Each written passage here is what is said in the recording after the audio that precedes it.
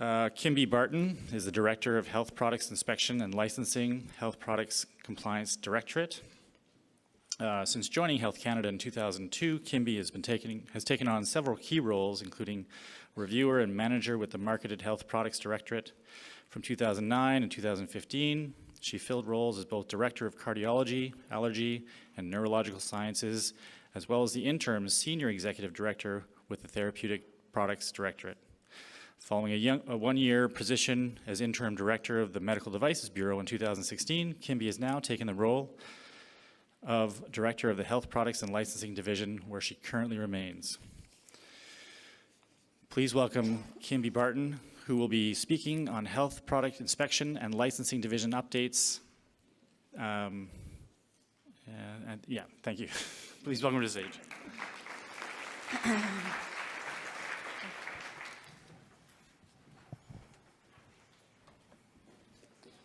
All right, I'm not sure which microphone I'm using, so I'll try to use both.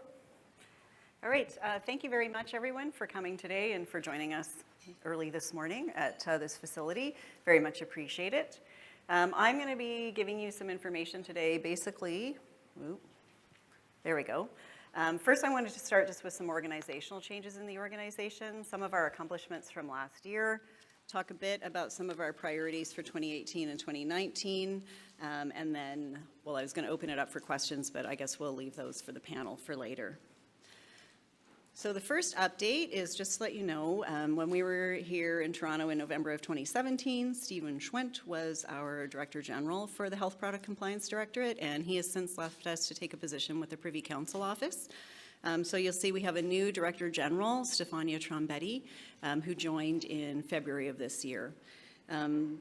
What else do I have? Okay, so the other thing is that Lindsay Hollett has been confirmed in her position as the Director of the Health Product Compliance and Risk Management Unit.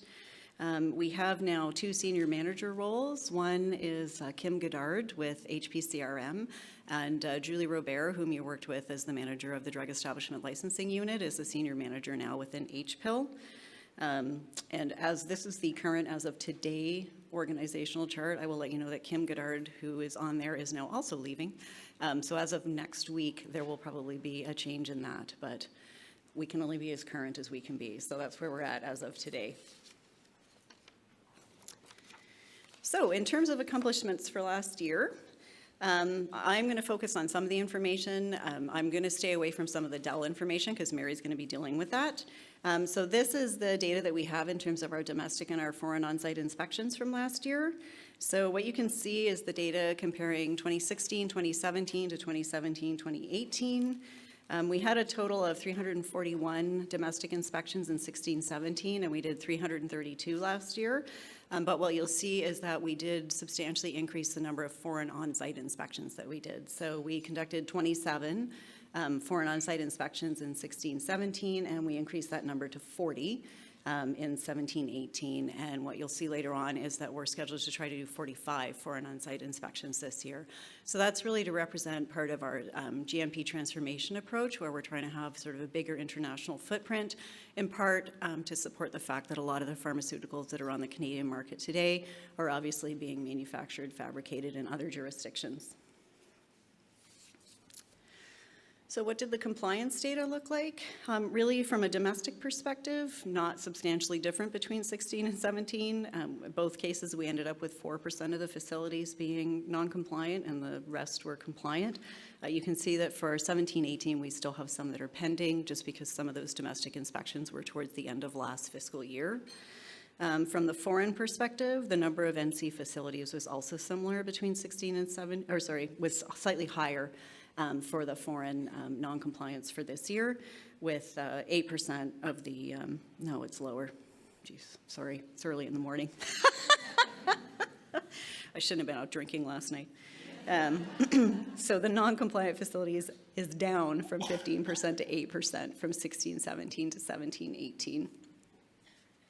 So in addition to the inspections, there's obviously a number of other activities that we had last year. Here we go. So you will have seen, and I know a number of people will have contributed to the consultations on our guidance documents last year. So there were 5 major guidance documents that we updated. Guide 1, which I think many of you know, I think is over 100 pages in length, so that was a fairly substantial update. Guide 23